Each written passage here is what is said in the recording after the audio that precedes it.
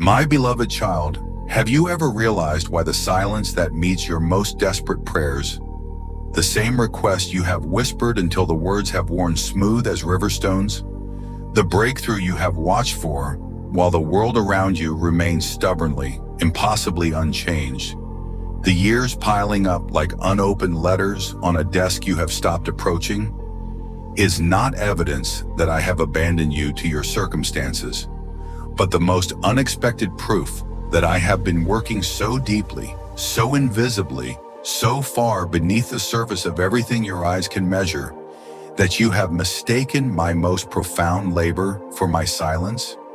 Not because your prayers lack the right words, as though heaven demanded a formula you have not yet discovered.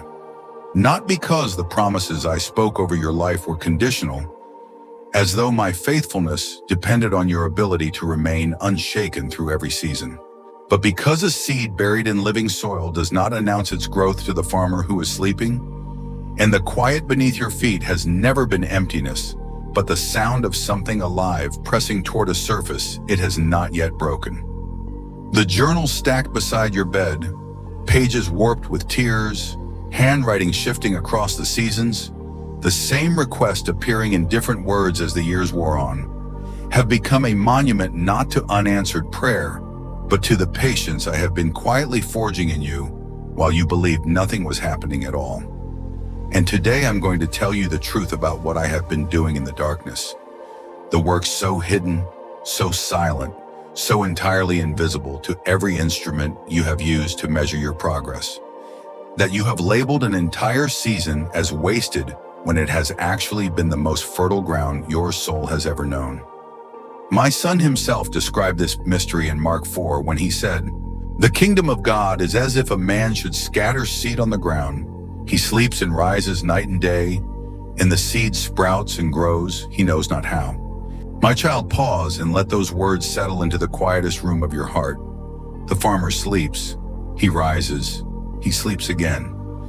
And all the while, and while he rests, while he goes about the ordinary rhythms of his days, while he does not anxiously dig up the soil to check whether anything is happening beneath it, the seed is germinating in darkness he cannot penetrate and does not need to understand. He knows not how. And I deliberately keep that knowledge from him, not because I am cruel, not because I delight in mystery for its own sake, but because the how has never been his burden to carry. His only task was to scatter the seed and trust the soil. You, my beloved, have been digging up the ground every morning, pulling at the dirt with frantic fingers, demanding visible proof that something, anything, is taking root. But a seed exposed to light before its appointed time does not grow faster. It withers. The darkness was never your enemy. It was the very womb I chose for the work I am doing in you.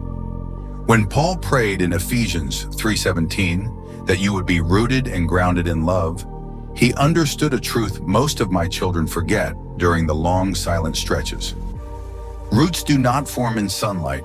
They form in soil, in the dark, in the quiet, in the place where no one applauds and no one sees, and no one measures the inches of growth accumulating day by day, year by year, beneath the surface where only I can trace their spreading.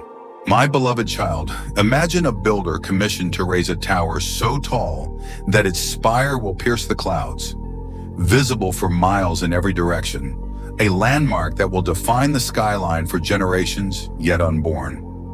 But before a single stone rises above the ground, the builder spends month after month doing something that looks to every observer like failure. He digs downward into the earth, toward the bedrock, away from the sky. And the deeper he digs, the more the neighbors shake their heads. They see only a hole, an absence where a building should stand, a void where progress should be visible. They measure the months by what has not yet appeared above the surface.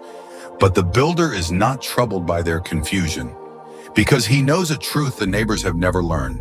The full height of a tower is determined entirely by the depth of its foundation. A building that rises too quickly, without adequate footing, will crack beneath its own weight before the final stone is laid. And every inch the neighbors cannot see, every month they count as wasted, every moment the pit appears barren to their eyes, is the only reason the tower will still be standing when the storms arrive. That is exactly what I have been doing beneath the surface of your life. Isaiah declared in Isaiah 40:31, "Those who wait for the Lord shall renew their strength. They shall mount up with wings like eagles.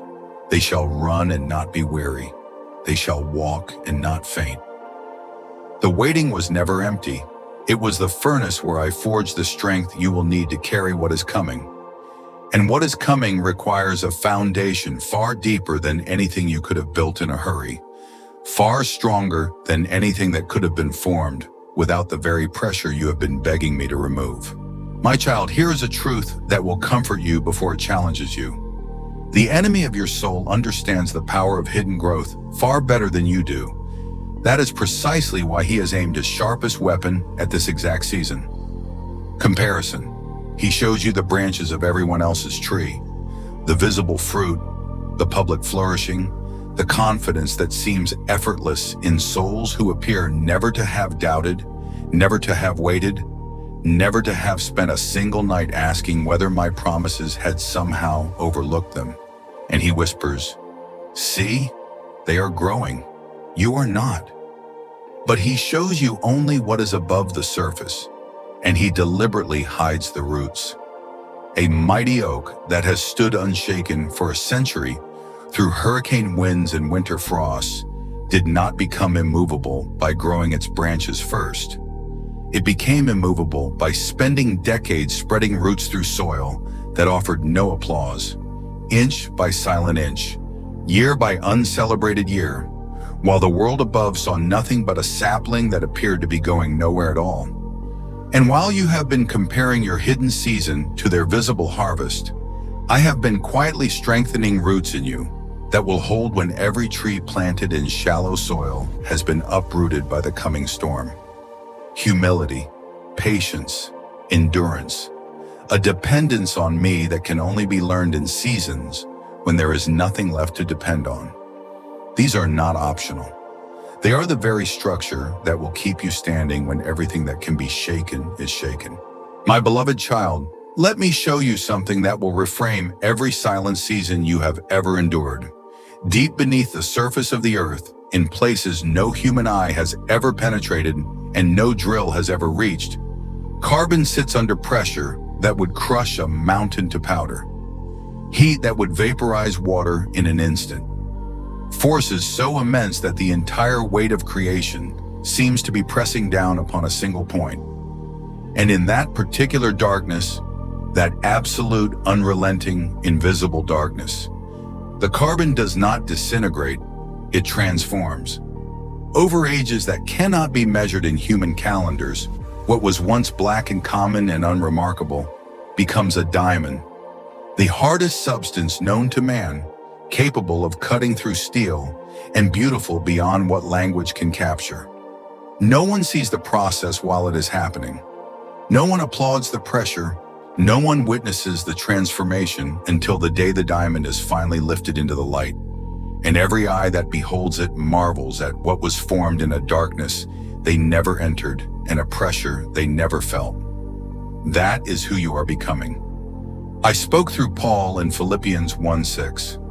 And I meant every word with the full weight of my own faithfulness behind it.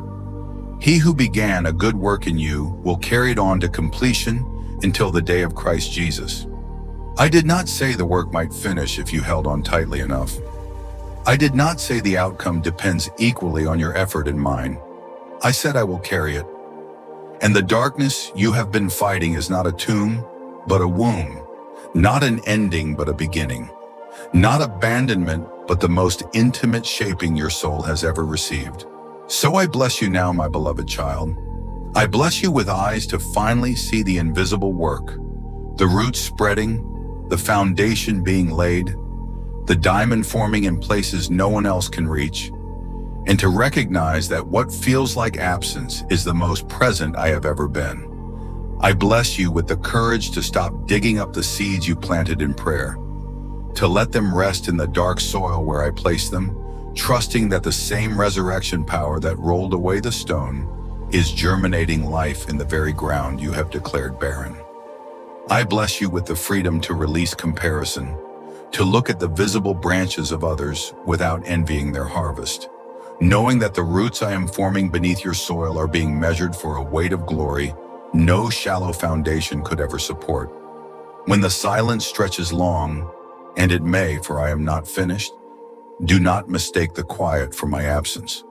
The farmer is sleeping because the seed needs no vigilance but his own. It needs only the soil, the rain, and the hand of the one who has been tending gardens since the first dawn broke over Eden, and I have never once walked away from a seed I planted with my own hand. My beloved child, do you know what I am actually doing in the years between the promise and the fulfillment? Have you ever realized that the waiting is not a hallway you pass through, but a classroom where I am shaping the very person who will one day hold the gift? My word says, though it linger, wait for it. It will certainly come and will not delay. You have prayed until your knees memorized the floorboards. You have trusted until trust itself felt like a fraying rope, stretched across an abyss with no visible anchor on the other side. You have watched others receive what you are still begging for. The spouse, the child, the healing, the open door, while your own hands remain empty and your own ears ring with silence. And today I'm going to tell you the truth about what I am building in you during the delay. Because the waiting is not a waiting room. It is a workshop, and I have never once wasted a single second of it. My child, think of a seed buried in cold black soil. For months, sometimes years, nothing visible happens.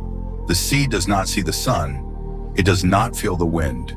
It sits in the dark, silent and still, while the world above assumes nothing is happening. But underground, where no one can applaud and no one can measure progress, the shell is softening. The embryo is stirring. Tiny roots are pressing outward, feeling their way through the darkness, building the foundation that will one day hold up a tree that reaches toward heaven. If you dug up the seed every week to check on it, you would kill it. The darkness is not its enemy. The darkness is the only place where germination can happen. My word says, wait for the Lord. Be strong and take heart and wait for the Lord. What looks like nothing to you is everything to me. I am not inactive because I am invisible. I am doing my most important work in the places you cannot yet see, and the delay you resent is the very thing keeping you alive long enough to bear fruit. Now let me show you what I did with Abraham. My child, I promised Abraham descendants as numerous as the stars in the sky, in the sand on the seashore. And then I made him wait 25 years for a single son. 25 years of waking up next to Sarah and feeling the ache of an empty nursery. 25 years of watching his body age, his strength fade, his wife's womb become a tomb of hope locked from the inside. I did not give him Isaac when he was young and strong and could have taken credit for the miracle. I waited until his body was as good as dead, until Sarah's womb was a sealed door with the key long lost, until every human explanation had been eliminated one by one, and only then did I open the womb. Why? Because I was not just giving Abraham a son. I was giving him a faith that could not be mistaken for luck. My word declares, against all hope, Abraham in hope believed. The waiting was not empty. The waiting was the chisel I used to carve faith into his bones. And every year of silence was another precise cut that revealed the shape I had always intended. Now consider Joseph, because his story holds a key you may have missed. I gave Joseph a dream when he was 17 years old. A vision of his brothers bowing before him, of influence and honor and purpose. And then I allowed him to be thrown into a pit by those same brothers, sold into slavery like cattle, falsely accused by Potiphar's wife, and abandoned in an Egyptian prison for years that stretched into an eternity of forgotten hope. From the outside, it looked like I had lost control. It looked like the promise was dead and buried beneath layers of injustice. But the prison was not punishment. It was preparation. In that cell, Joseph learned to govern his own soul before I ever gave him a nation to govern. He learned humility when every instinct screamed for vindication. He learned patience when every day felt wasted. He learned to serve faithfully in obscurity before I ever placed him before Pharaoh. Had I lifted him from the pit directly to the palace, he would have been crushed by the weight of a crown he had never been shaped to wear. My word declares, you intended to harm me, but God intended it for good. The pit, the slave block, the prison cell, none of it was empty. Every link in the chain was a rung on the ladder I was building. The waiting was not a detour, it was the curriculum, and the prison was my classroom in disguise. Now let me speak directly to what you are feeling today. My child, imagine roots during a drought. The tree above ground looks the same branches, same leaves, same quiet silhouette against the sky. But underground, something urgent is happening. The roots are not resting. They are pressing deeper than they have ever gone before, stretching through dry, cracking soil, searching for water that surface roots cannot reach. The drought does not kill the tree. The drought drives the roots to depths they would never have explored in comfortable seasons. And those deep roots become the only thing standing between the tree and collapse when the real storm comes. My word declares, he who did not spare his own son, but gave him up for us all, how will he not also graciously give us all things? If I have already given you my son, the most costly gift in the universe, the treasure of heaven itself, then you can trust me with the smaller gifts that seem delayed today. The cross is your receipt. The empty tomb is your guarantee. I have already proven my love in the most expensive way possible. You do not need to doubt it when the answer tarries. The drought is not forgetting. The drought is deepening. And the roots you are growing right now will anchor you when everything else is shaking. Now hear this, because it may be the most important truth I give you today. My child, have you ever seen a diamond before it reaches the jewelry store?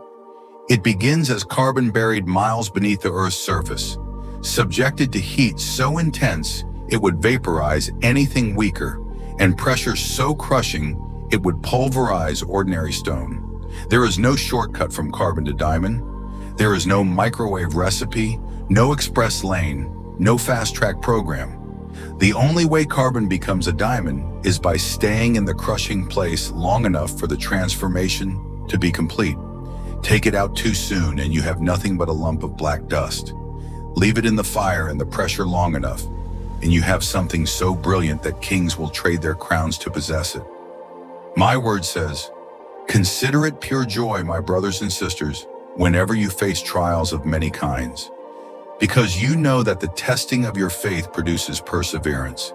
Let perseverance finish its work so that you may be mature and complete, not lacking anything. Where the crushing is not cruelty, the pressure is not punishment, the heat is not abandonment. I am not destroying you. I am making a diamond, and diamonds are not manufactured in comfort. They are forged in the deep places where the weight of the world presses down, and I know exactly how much heat you can bear and exactly how long you need to stay in it to emerge as something priceless. So now here is my blessing over you, my child. The one who has waited faithfully while others seem to sprint ahead. The one who has held on to a promise so long your fingers have gone numb. The one who has wondered if the delay means I have changed my mind about you. May you finally see the waiting not as a locked door, but as a sacred classroom where I am shaping you into someone who can carry the weight of the gift I am preparing.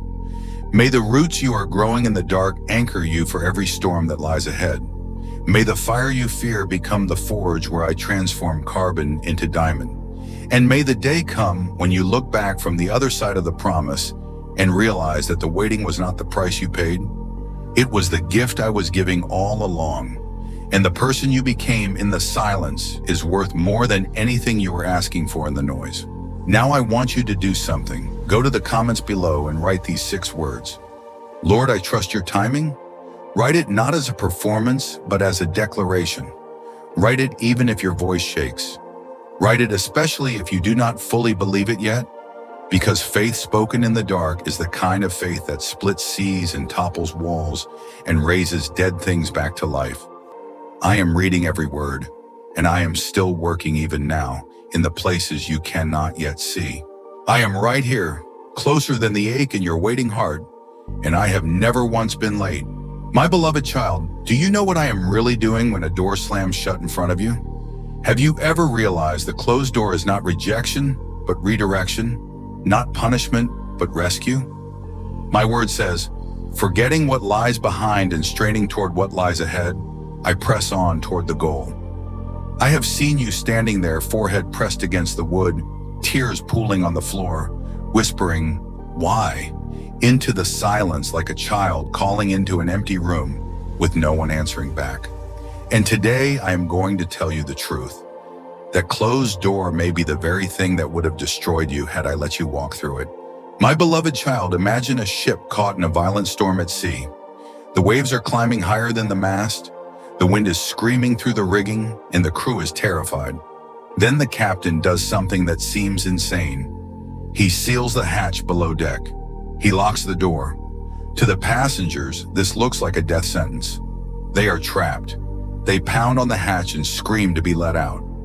What they cannot see is that the door leads to a compartment already breached, a section flooding with black, freezing water. Had the captain left that door open, the entire vessel would have gone down in minutes, every soul lost to the deep. The closed door was not a cage. It was the only thing standing between them and the grave. I never close a door to imprison you. I close doors to contain floods you never saw coming, to seal off compartments where destruction has already begun to leak through the hull. And the very thing you are pounding on in frustration is the barrier I place between you and a disaster you were never meant to experience. My child, I am not asking you to pretend the loss did not happen. I wept at Lazarus's tomb, and he was only 4 days dead, and I knew I was about to raise him from the grave. I still wept.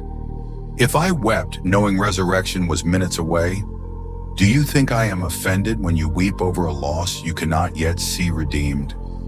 Your tears are not a failure of trust. Your grief is not a shortage of faith. The Psalms are soaked in the raw, unfiltered cries of my people. Every fear, every doubt, every question hurled toward heaven with no polite filter. David screamed, my God, why have you forsaken me?" And I did not strike him down. I wrote his words into scripture. I canonized his desperation. So bring me your grief, not the cleaned up version you think I want to hear, but the real thing, messy and unedited. I have never once turned away a heart that came to me honestly. My word declares, the Lord's loving kindnesses indeed never cease, for his compassions never fail. They are new every morning. Every single morning, including the one after the door closed, including the one when you woke up and remembered what you lost before your feet touched the floor. My child, think of a toddler reaching for a shiny knife on the kitchen counter. The blade glints in the light, beautiful and fascinating, and the child's fingers stretch toward it with complete innocent desire. The parent sees what the child cannot. Severed tendons, permanent damage, a wound that would alter the child's life forever. So the parent snatches the knife away. The child screams. The child does not understand. The child cries as if the parent has committed the deepest betrayal, because from the child's perspective, something good was just stolen by someone who claimed to love them. My word says, trust in the Lord with all your heart and lean not on your own understanding. I am not asking you to understand the closed door. I am asking you to trust the hand that closed it. You are the toddler reaching for a blade wrapped in beautiful packaging, and I am the father who loves you enough to let you scream at me, rather than let you bleed to death holding something that was never safe for you to touch. One day you will see the scar you avoided, and you will thank me for the door you once resented.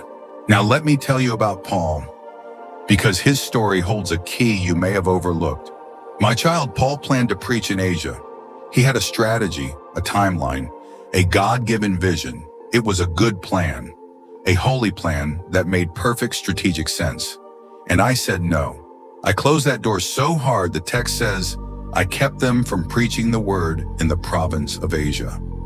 Paul must have been bewildered. Why would I shut down a plan so obviously aligned with my purposes? But that closed door redirected him to Macedonia, and from that redirection came the church at Philippi, the most generous, most loving, most faithful congregation Paul ever planted. Now imagine a fisherman who has hooked the catch of a lifetime, the kind of fish that would feed his family for a month. He fights it for an hour, muscles burning, hands bleeding on the line, and then I tell him to cut the line, cut it, let it go. The fisherman thinks I have lost my mind. This is the provision he prayed for. Why would I give him the fish only to tell him to release it? Because I can see what he cannot. The fish is too large for his boat. If he hauls it aboard, the weight will capsize him before he reaches the shore. The blessing he is fighting to keep would be the very thing that drowns him. My word declares, as the heavens are higher than the earth, so are my ways higher than your ways, and my thoughts than your thoughts. The door to Asia closed so the door to Europe could open. The line was cut so a bigger boat could be built.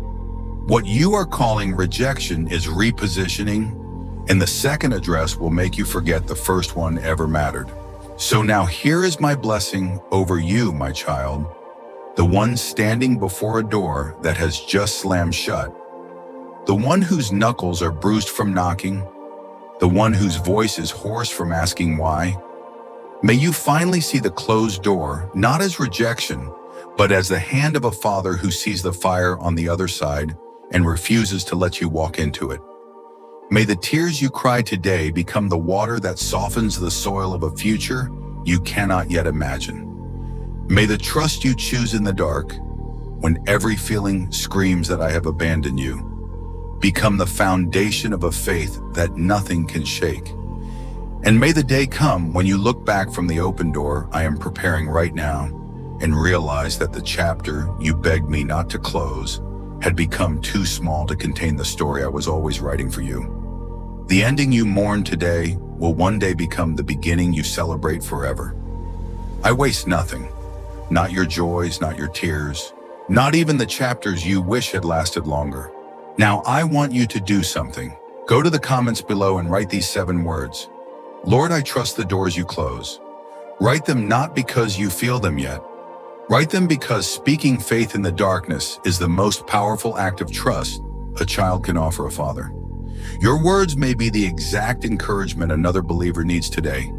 Someone standing before their own closed door, wondering if I have abandoned them too. I have not abandoned you. I have not abandoned them, and I never will. I am right here, closer than the door that just closed, and the one I am opening next will take your breath away.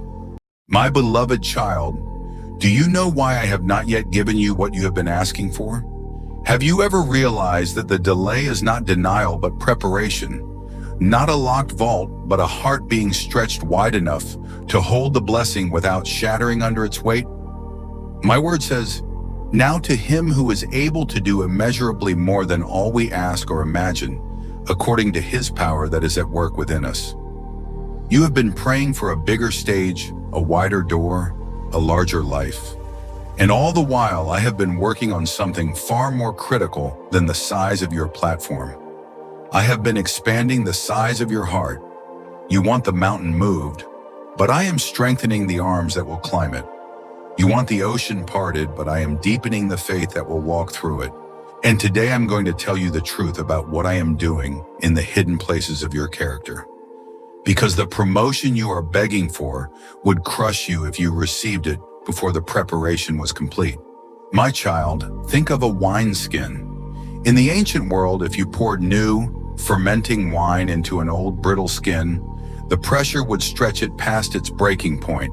The skin would split, the wine would spill across the ground, and both container and contents would be ruined beyond recovery. But a new wineskin, soft, pliable, stretched daily by the maker's hands, could hold the fermenting wine and expand with it, growing day by day as the pressure built from within. My word says, Whoever can be trusted with very little can also be trusted with much. I am not withholding the wine from you. I am softening the wineskin. I am making you pliable in my hands, stretching you in the places that years of routine have made rigid, so that when the new wine comes, and it is coming, you will not split under the pressure of the blessing. The stretching hurts. I know it does. Every fiber screams in protest, but a torn wineskin cannot be repaired once it ruptures. And I would rather you feel the ache of expansion now than watch everything I have poured into you spill across the floor because the container was not ready to hold it. Now let me tell you about David, because his story holds a key you may have missed. My child, I anointed David as king when he was still a shepherd boy, still smelling of sheep and cedar, still the youngest son nobody bothered to call in from the fields when the prophet came to dinner. I poured the oil on his head in front of his brothers and declared him the next ruler of Israel. And then I sent him back to the sheep. Not to the palace, not to the throne, not to the feasts and the favor of the court. Back to the pasture, where he fought lions and bears with nothing but a sling and a crooked staff, where he composed psalms to the rhythm of grazing flocks, where he learned to lead creatures who could not speak and gave him no applause. What looked like forgotten years were actually foundational years. The boy who could protect sheep from a lion became the man who could face Goliath when every soldier in Israel trembled behind their shields. The boy who learned to lead stubborn, wandering animals became the king who would lead a stubborn, wandering nation. The field was not punishment. The field was training. The pasture was my classroom, and the sheep were my curriculum. Had I placed a crown on David's head the day I anointed him, it would have toppled before the first battle. The shepherd had to become a warrior before the warrior could become a king. And the warrior had to learn humility in caves and deserts before he could sit on a throne without being destroyed by it. I am not delaying your promise. I am building the person who can carry it. My child, my word says, whatever you do, work at it with all your heart, as working for the Lord, not for human masters. There is meaning buried in the mundane that most people never find because they are too busy looking past it towards something they consider more important. Every sink you wash dishes in, every spreadsheet you fill out, every floor you sweep, every meeting you attend, these are not obstacles between you and your calling. These are the very training ground where I am shaping your character for the weight that is coming. A man who cannot be faithful in a cubicle will not suddenly become faithful in a cathedral. A woman who cannot serve joyfully when no one thanks her will not suddenly serve with humility when thousands are watching. The ordinary is not the waiting room for the extraordinary. The ordinary is the forge where the extraordinary is made. Do not despise the small things. I have hidden diamonds in the dirt of your daily routine, and you will only find them if you stop looking past this moment toward the next one. Now hear this, because comparison is one of the most dangerous traps I need to warn you about. My child, when Peter turned to me and pointed at John, asking, "What about him?" demanding to know why John's path looked different from the one I had just shown Peter, I did not explain my plan. I did not justify my decision or defend my wisdom. I simply looked at him and said, "You follow me." Two men, both loved deeply, both called mightily, both used for eternal purposes, and yet their stories could not have been more different. Peter was crucified upside down on a Roman cross. John lived into deep old age and died in exile on the island of Patmos. The same Savior, the same calling, the same Spirit poured out at Pentecost in two completely different destinations. If I had given Peter a preview of his cross while showing him John's long life, Peter might have turned away in fear before the journey began. If I had shown John his lonely exile while Peter marched in the fire of revival, John might have drowned in envy before he ever wrote the Revelation. I hide the endings from both of you because comparison steals the strength you need for your own road. Your path is yours alone, designed with a precision you cannot fathom. Stop looking sideways. Stop measuring your chapter against the chapter I am writing for someone else. I do not write the same book twice. And the page your neighbor is living may be their mountaintop while yours is the valley. But I am with you in that valley, every bit as surely as I am with them on the peak. So now here is my blessing over you, the one who has been faithful in obscurity, the one who has served without recognition, the one who has wondered why others seem to rise while you remain hidden. May you finally see that the season of small things is not a punishment, but a profound, sacred preparation, and that every invisible act of faithfulness is a brick I am laying in a foundation that will carry more weight than your mind can currently conceive. May the stretching you feel today become the capacity you need tomorrow. May the ordinary moments you are tempted to despise become the holy ground where I shape you into the image of my Son. My word declares, the fruit of the Spirit is love, joy, peace, patience, kindness, goodness, faithfulness, gentleness, and self-control. Notice there is no fruit called visibility, no fruit called followers, no fruit called recognition. The things the world measures are not the things I measure, and the fruit I am cultivating in the dark soil of your heart right now will outlast every stage, every title, and every earthly achievement you will ever hold. What I am doing in you is worth more than anything I could ever do through you, because the vessel must be prepared before the treasure can be safely poured inside without destroying it. Now I want you to do something.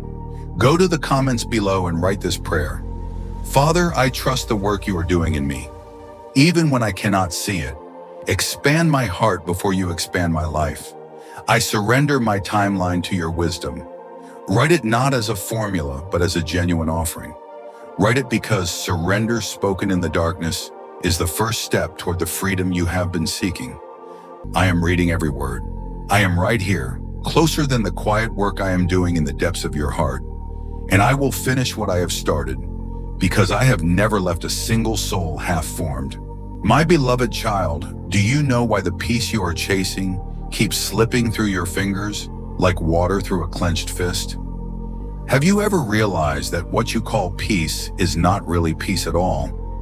Not the peace I promised, not the peace I left with my disciples in the upper room on the night I was betrayed. My word says, peace I leave with you, my peace I give to you. I do not give to you as the world gives. Do not let your hearts be troubled, and do not be afraid. I have watched you exhaust yourself trying to arrange life into a shape that feels safe, eliminating every variable, controlling every outcome, white-knuckling the steering wheel of a life you were never meant to drive alone. And today I am going to tell you the truth about the peace I actually offer, because it has almost nothing to do with calm circumstances and everything to do with a heart that has learned to rest in the middle of the storm. My child, imagine a ship anchored in deep water during a hurricane. The waves still rise, the wind still howls, the rain still beats against the deck with a fury that sounds like the end of the world. From above the surface, nothing looks peaceful. The vessel pitches and rolls, and anyone watching from shore would call it chaos. But beneath the waterline, where no human eye can see, the anchor holds. The chain is taut, the flukes are buried deep in the seabed, and the ship, though it moves with the storm, cannot be swept away, cannot be dashed against the rocks, cannot be driven into the open ocean and lost forever. That is my peace, not the removal of the waves, not the silencing of the wind. An anchor that holds when everything above the surface is screaming that you are about to go under. My word declares, Jesus Christ is the same yesterday and today and forever. I do not change with the weather. I do not shift with the seasons. I am the anchor driven into bedrock that cannot be pulled loose. And the peace I offer you is not the absence of motion. It is the absolute certainty that you are held by something that cannot be moved, even when the storm is raging at its worst. Now let me take you to a garden, because this is where the deepest lesson about peace was ever demonstrated. My child, I knelt in Gethsemane on the night before my crucifixion, and I was not calm. My sweat fell like drops of blood. My soul was overwhelmed with sorrow to the point of death. I begged my Father, with loud cries and tears, With a desperation so raw, the angels themselves looked away, to let the cup pass from me. And then I spoke the words that unlocked the deepest peace in the universe. Father, if you are willing, take this cup from me, yet not my will, but yours be done. Do you see what happened there? I did not find peace because the cup was removed. The cup remained. The cross was still waiting in the darkness beyond the garden gate. The nails, the thorns, the spear, none of it was taken away. And yet I walked out of that garden with a peace so unshakable that I faced Pilate without defending myself, faced the soldiers without resistance, faced the cross without screaming. What changed? Not the circumstances. My will aligned with my Father's.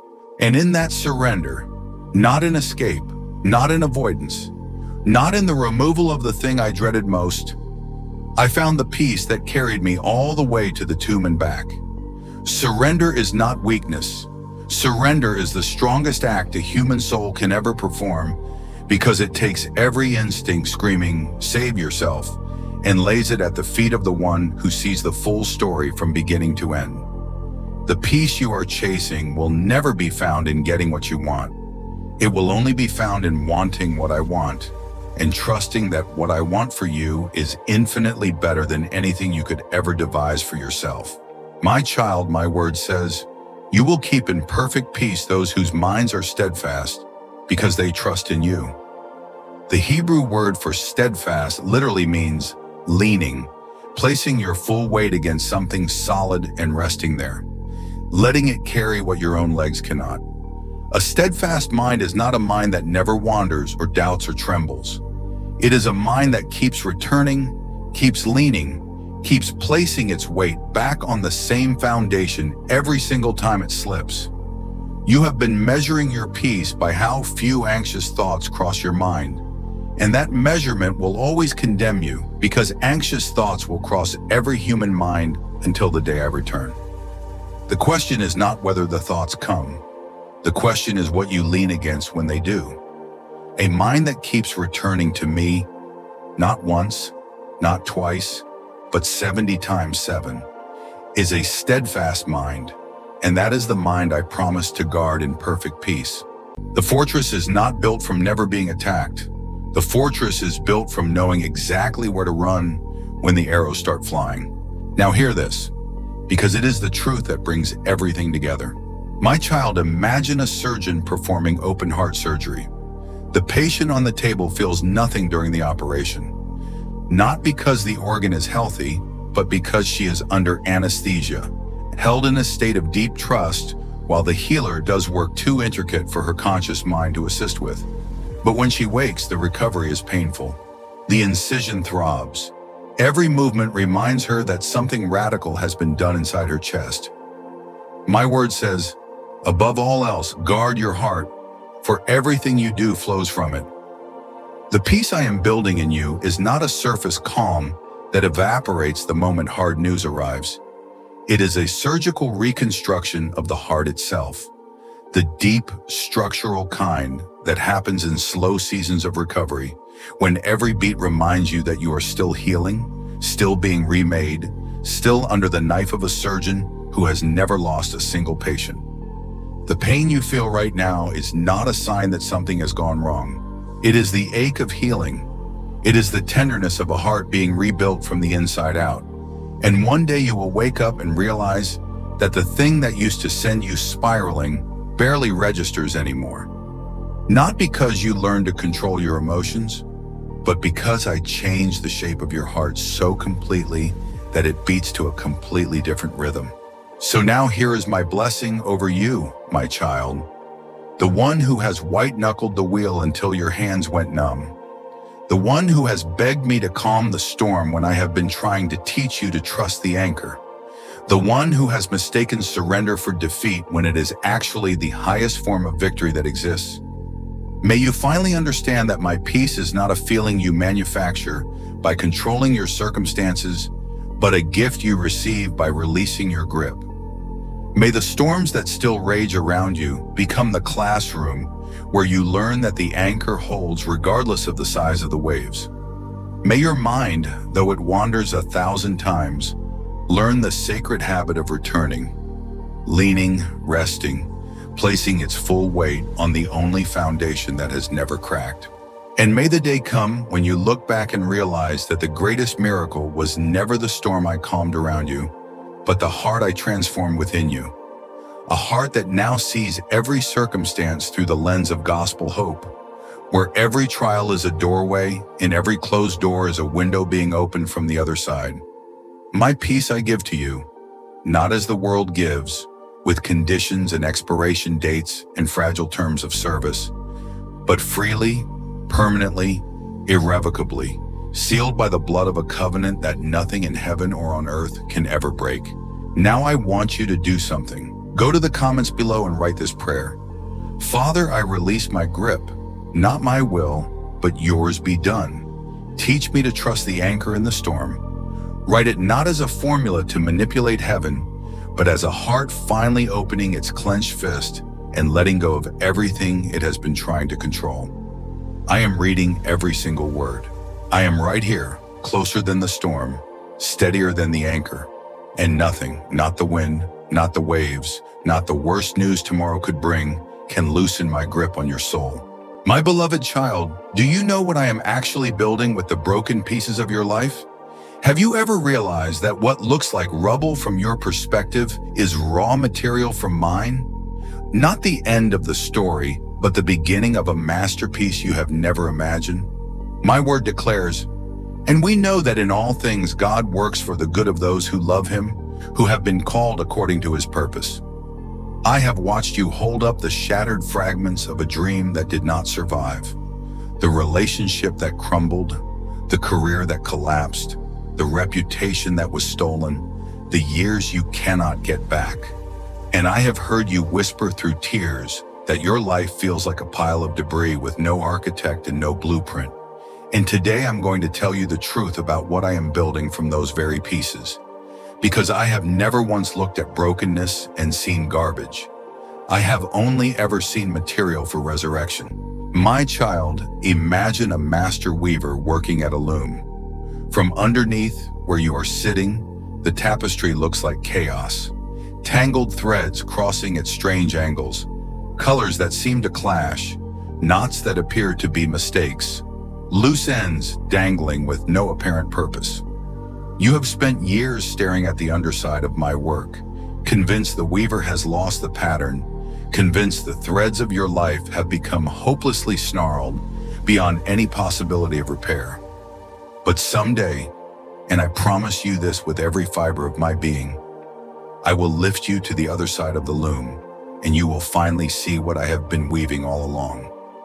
Every dark thread had a purpose. Every knot was intentional. Every color you called a mistake was placed with precision by hands that have never trembled and eyes that have never blinked. My word says, being confident of this, that he who began a good work in you will carry it on to completion until the day of Christ Jesus. I do not abandon half-finished tapestries. I do not walk away from looms still humming with creation. The pattern is more intricate and more beautiful than your current vantage point can possibly perceive. And the threads you would remove if you could are the very ones that will make the finished work breathtaking when you finally see it from my side. Now let me speak to the transformation itself, because this is where most of my children misunderstand what I am actually doing. My child, my word says, we all who with unveiled faces contemplate the Lord's glory are being transformed into his image with ever-increasing glory, which comes from the Lord, who is the Spirit. Are being transformed, present tense, continuous action, an ongoing work that began the moment you first believed and will not be finished until you stand before me in glory.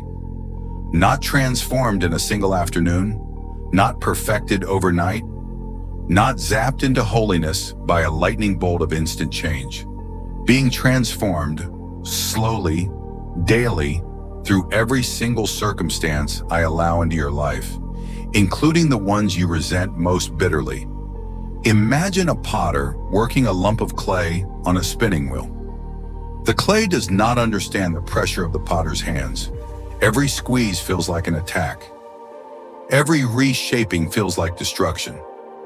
The clay had finally gotten comfortable in one form, and then the potter pressed down again, collapsed the shape, started over from a wet, spinning lump. But the potter sees what the clay cannot.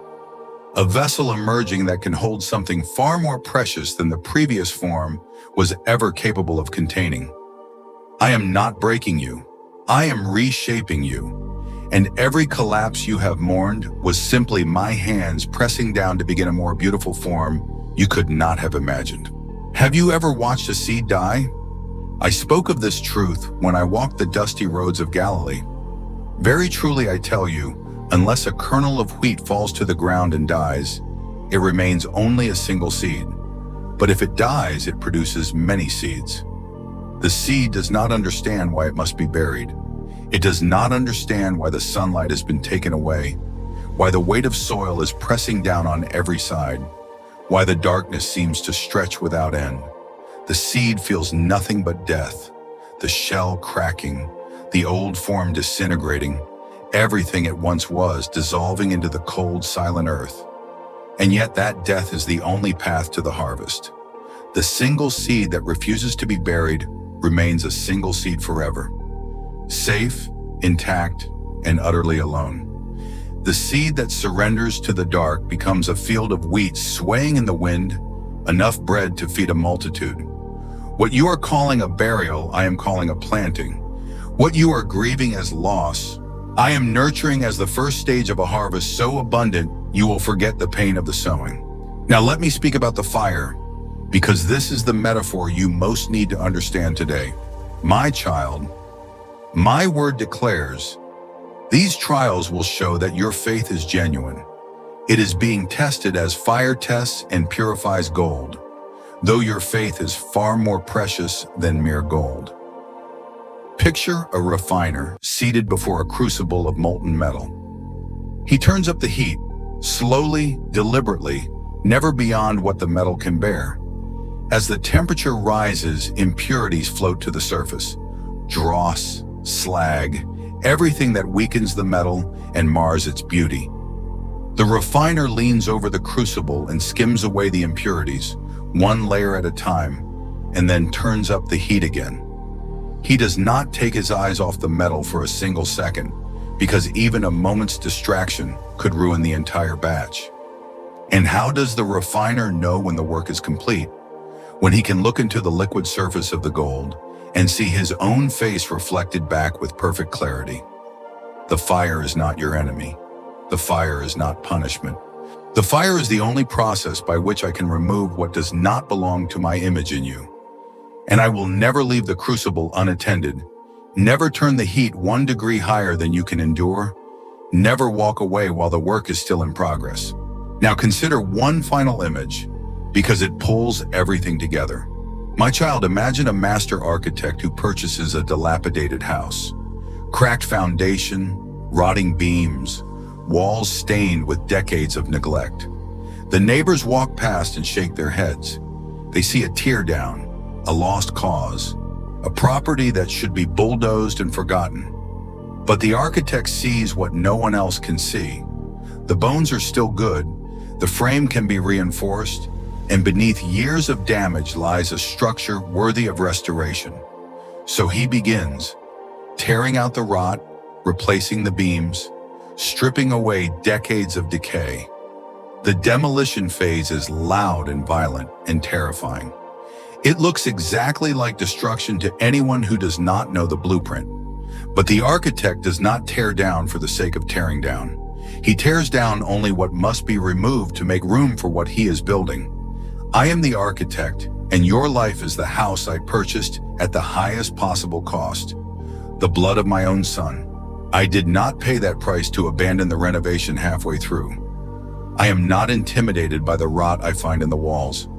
I am not surprised by the damage hidden beneath the surface. I knew every beam that would need replacing before I ever picked up the hammer. And I bought the house anyway because I saw what it could become. So now here is my blessing over you, my child. The one who has stood among the rubble and wept. The one who has felt like a seed buried in cold, silent darkness. the one who has asked through tears whether the potter has abandoned the clay. May you finally see that what looks like destruction from your vantage point is actually the most careful, loving reconstruction ever undertaken. May the threads you would remove in panic become the very colors that make the finished tapestry breathtaking. May the fire you fear become the warmth in which I purify what I love. And may the day come when you look back from the other side of the loom and realize that I was never, not for a single moment, not for a single heartbeat, wasting anything. Every closed door, every unanswered prayer, every season of silence was a stitch in a pattern too glorious for your present eyes to comprehend. The life I am forming in you is greater than the life you thought you had lost. And the person you are becoming in my hands will make you forget the person you were so afraid to lose. I have never once left a work unfinished, and I am not about to start with you, because you are not a project. You are my masterpiece, and I will not rest until the final brushstroke falls. Now I want you to do something. Go to the comments below and write this prayer. Father, I trust what you are building in me, even in the pieces I do not understand. Transform me into the image of Christ, whatever it takes. I surrender the life I thought I would have for the life you are actually forming. Write it not polished and perfect. Write it raw, real, and honest before the only one who has ever truly known your heart. I am reading every word. I am right here, closer than the potter's hands on the clay, and what I am making of you will be worth everything it has cost.